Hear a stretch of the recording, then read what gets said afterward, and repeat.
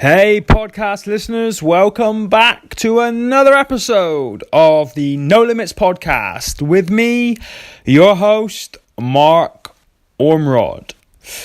Now I'm going to start with an apology because I'm not sure how the audio on this episode is going to sound. I've left my, whatever it's called, the microphone pop, or basically the thing you put in front of the microphone to stop all the heavy, weird breathing noises and the interference. I've left it away from where I am right now, so I'm just recording this bare naked into a microphone. So if the audio is poor, I do apologize. Now, before we get started with today's episode, I just want to throw a few thank yous out there, in particular to all those people that help me on a daily basis do all these different things that I'm doing, like the podcasts and the No Limits merchandise and my new book and all that kind of stuff, who I don't ever feel really get the recognition that they deserve. And when I am so busy with work and family and life, I often neglect to tell them how much I appreciate what they do for me and make them feel as valued as I think I should. So you guys all know who you are. Andy, for all the support you give me with the website, with the podcast, with my YouTube, with all of that. Thank you for all your help, brother. I really appreciate it. Garen from Plymouth University, thank you for helping me to tidy up these podcasts and to get them out there. You've just helped this get onto iTunes. So this episode, hopefully, most of you will be listening to on iTunes. If not, then you'll be listening to it through my YouTube channel. So you're helping me do things, both of you guys are helping me do things that I could never do without you because, quite frankly, I'm not clever enough. So thank you for your time and your knowledge and your wisdom and your expertise in helping me to take this podcast online and get it out to as many listeners as possible. To Lee, the man behind the No Limits merchandise range, the guy who takes all the orders, prints all the t-shirts, does all the posting, all the packaging, deals with all the returns, which thankfully we haven't had many of, as well as the complaints, which again, thankfully we haven't had, I don't think we've had any of, actually, Lee, which is testament to the great work you do. So guys, thank you for all that you're doing to help me grow the No Limits brand and to reach more and more people. I just wanted to get that plug and that shout out in before I got into today's episode, which I am about to do right now. Now, this is probably the most ironic podcast that I'm ever going to record, because today what I want to talk about is procrastination. And it's taken me a week to record this podcast, hence the irony in doing our podcast against procrastination. I should have done it the minute that I came up with the idea of doing it, but it's taken me a week. But to be honest, that isn't a bad thing, because it's given me time to reflect and it's given me time to think about all the kind of points that I want to get across in this episode. So, as I usually do, I'm going to use a personal example of when I've procrastinated in my life, what I think's been good about it, what I think's been bad about it, but what's been great about finally nipping it in the bud, getting it done and just getting on with it. So I think most of you guys know by now, if you followed me on social media for any length of time, that every Christmas I sit down and I write out my goals and I write out everything that I want to achieve in the coming year. And I often get asked a lot through my social media, through emails, through direct messages, are there any goals that I set myself that I don't ever achieve? And the answer to that is absolutely and unequivocally yes. I do set myself goals every year that I do not achieve. Now, there could be many reasons for that. It may be that I haven't found the time to do it. I may have got overwhelmed with other things like work and family life and just not got around to putting the effort into making it happen, and that's okay. I don't feel bad about that. That's just the way things are, because life is life and sometimes it takes over. Now, in some situations, my priorities might have changed, and my focus might have changed. And where at the beginning of the year when I wrote these things down, they were important to me, something's happened along the way where it's no longer become a priority in my life. It isn't that important, and therefore I've decided to strike it out, get rid of it, because it's not really conducive in leading me down the path that I want to go down to get to where it is that I want to get. Sometimes when I review my goals, which I tend to do every 3 months, I'll sit there and I'll think to myself, do I really want to achieve that? Or is that just some silly thing that I wrote down at the beginning of the year, which wasn't really relevant, but is perhaps a nice to have and, would have been nice to achieve, but now it's kind of getting in the way of the more important things in life. And do I really need to do it? And I'll assess that on the time. Sometimes that'll be the case. It's not important. I've written it down. It doesn't really take me where I want to be, so I'll scratch it off. But there are many reasons why some of the goals I set myself I don't achieve. Now, I'm quite proud to say that this isn't often the case. A lot of the time, I work very hard to go and achieve my goals. I put a lot of thought and effort into them, and they're all taking me in the direction that I want to take my life into to get to where I want to be. But occasionally, things don't pan out the way that I plan them.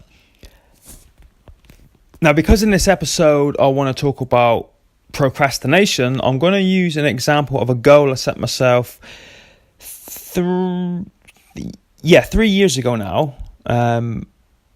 It was something I wanted to do, something that took me outside of my comfort zone, something I had no experience in. Well, I had a little bit of experience in it, but not a massive amount. Something that scared me, and something that I procrastinated on for 3 years. And that was to hold my very own Evening with Mark Ormrod event. Now, I spent a good couple of years on the speaking circuit, going and sharing my story with corporations and big businesses all around the world, which I'm very grateful for and unfortunate to have had the opportunity to do that. I've worked with children in schools and obviously done the tamed down PG version of what happened to me, working with, young children aged from 5 all the way up to 19, 20 plus. And that's also very fulfilling. But one of the things I really wanted to do was hold an Evening with style event where I could go out on stage, be interviewed in front of an audience and tell my whole story from start to finish in a relaxed environment where I can just be me. So if I drop the odd F-bomb and say fuck, it doesn't matter. If I go down a rabbit hole and start going into detail about certain aspects and areas of my life, it doesn't matter. It's completely unscripted, just really guided by an interviewer and a PowerPoint presentation where we just go out, we sell tickets, we get people into the venue, put bombs on seats, and really just have, 2 or 3 hours of fun. Sharing stories, sharing insights, answering questions, and doing all those kind of things that I'd seen other people who had held similar events do in the past. Now, I procrastinated on this for, like I said, 3 years. And there were many reasons for that. There were many excuses for that. I used to say I was too busy with work, I didn't have enough time, couldn't find a venue, blah, blah, blah, yada, yada, yada, every excuse you could think of. But the reality of the situation was, and I don't mind sharing this with you guys, I didn't think anyone would turn up. I was scared shitless that I would put on this event, I'd put a lot of effort into it, I'd build this PowerPoint presentation, I'd rehearse it, I'd put together a great evening, and then when the time came, no one would turn up, and I'd look like an absolute bellend. And worse than that, I'd probably feel like an absolute bellend. And so I gave myself excuses for 3 years, year after year after year, why I couldn't do it. And I realised that I was bullshitting myself. And I realised that although I give out all this advice to people of, do this and do that, I wasn't taking my own advice. And I'll be honest, I think if it wasn't for the intervention of a friend of mine, then I probably still wouldn't have done it. to this very day. But I was very fortunate that I was approached by a gentleman at the beginning of the year, Glenn Spencer, who offered to host the event for me, which I was very excited about. I was like, okay, yes, here we go. No more procrastination. Let's get this event done. We've got an interviewer. Let's make it happen. And once I had agreed to it, the reality hit me. The reality hit me that actually now, after 3 years of waiting and making excuses, this event was going to go ahead. I did have to do it. And that fear kicked back in about, what if no one turns up? And so although, Glenn was on board now and I had an interviewer and things were taking positive steps in the right direction, I really kept myself busy with all the other aspects of my work and my life because I don't want to think about it too much. It wasn't a nice feeling imagining doing that event and hardly anyone turning up and it being a massive flop. But the fact of the matter was now that all the excuses that I had were invalid because Glenn was on board and he was doing 95% of the work. He was organising venues, he was selling tickets online, he was selling tickets offline, he was getting charity collection buckets from the Royal Marines charity because we were aiming to raise money during the evening as well. He was getting his daughters and his family to help push the event. They put posters together, they put it all over Portsmouth, which is where we held the first event. They were just talking about it to everyone that they could and bleeding people's ears about this guy that no one had ever heard of coming to Portsmouth and sharing his story. And, basically taking all of my excuses away from me about why I couldn't organise the event because Glenn was doing all the work for me that I said I didn't have the time previously to do. And so the days went by, the weeks went by, the months went by. We got closer and closer and closer to the event. I did a little bit of media and PR online, trying to push ticket sales to Eventbrite to try and kind of make myself feel better that people were going to turn up. And again, like I said, I kept myself busy to try and suppress that fear that the event was going to be a massive flop. Now, I don't know if anyone listening to this has ever experienced that for themselves, but it's not nice. When I did the corporate speaking events, that was great because an organisation or a business would contact my speaking bureau in London. They would then reach out to me, make sure I could do the event. Once we tied all of the logistics up, I would go, I would do my thing, and then I'd come home. Exactly the same with the schools. So I knew people were going to be there.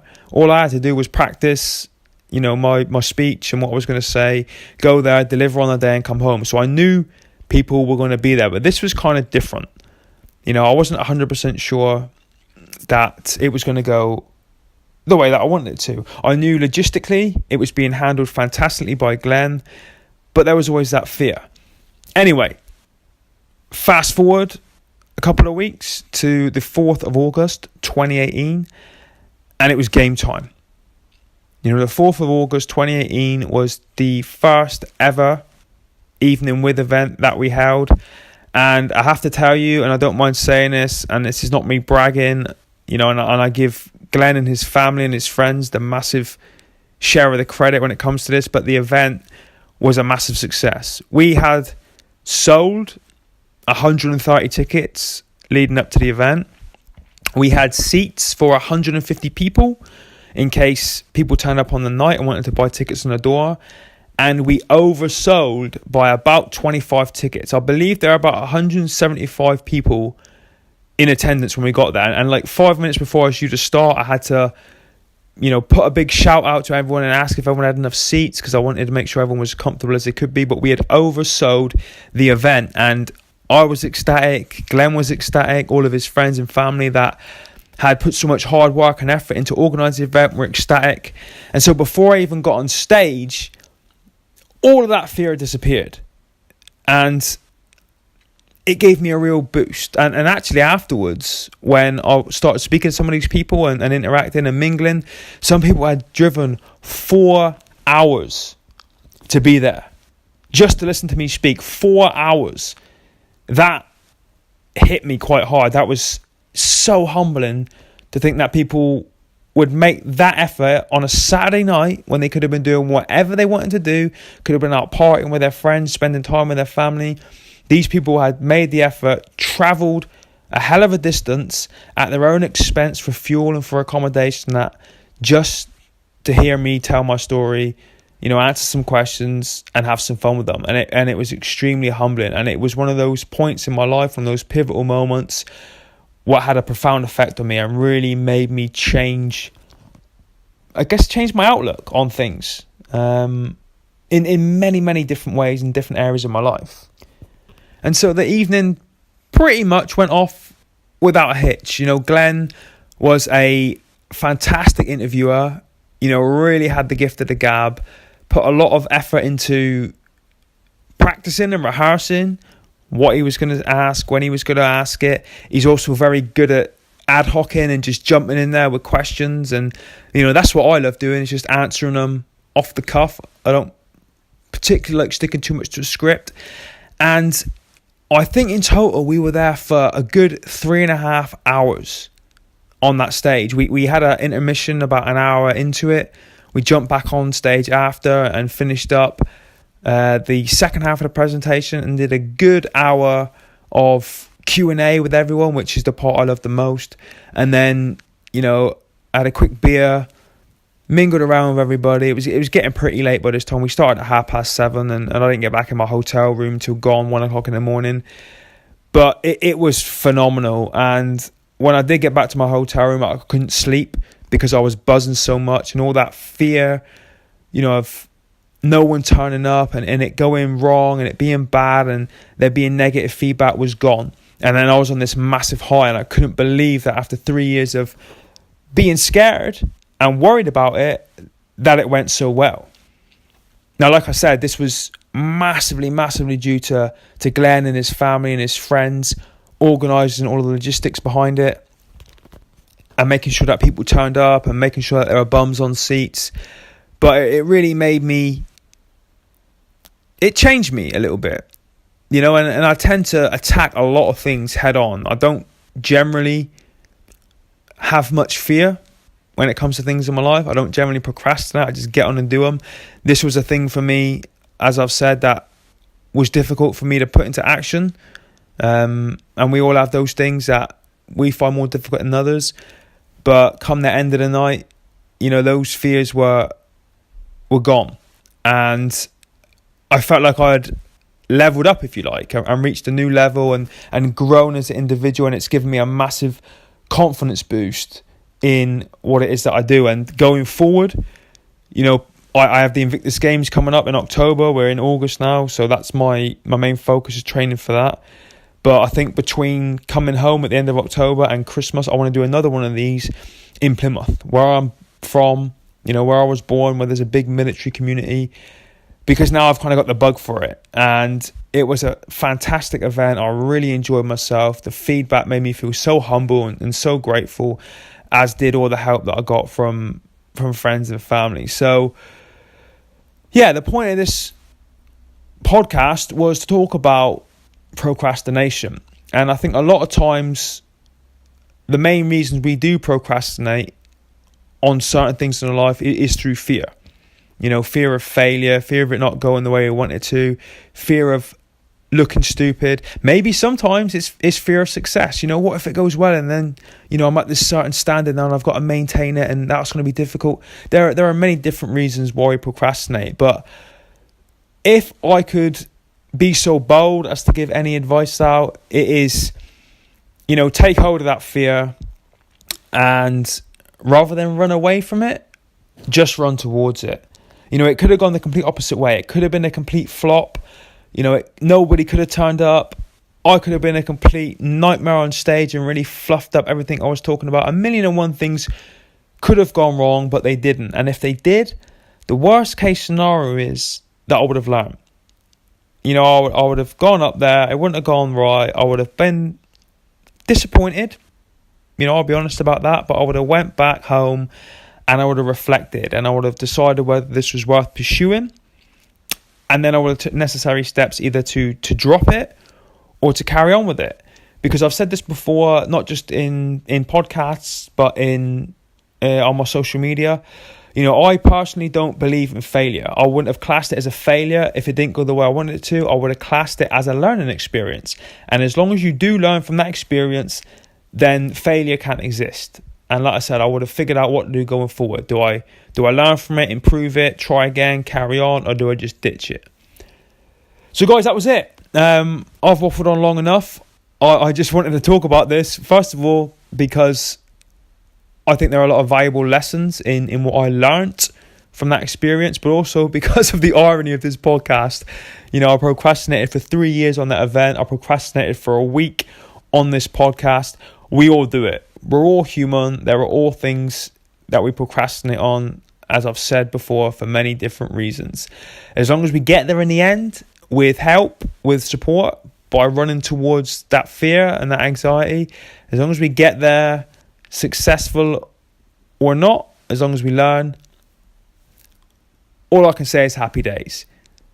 Guys, that is it from this podcast. I am going to get another one recorded very soon this week. And before I go, I said thank you to a few people at the beginning of this, a few people that have helped me with some of the areas in my life getting to this point.